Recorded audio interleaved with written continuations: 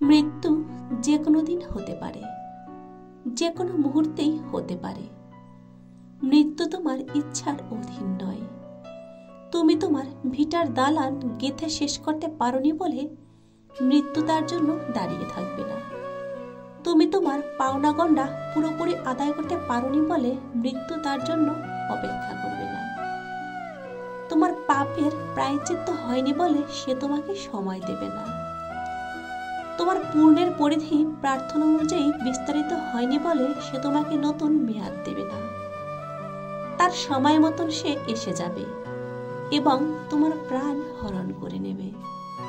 সুতরাং প্রত্যেকটা দিনকেই তোমার মৃত্যুর দিন জ্ঞান করে প্রস্তুত থাকো।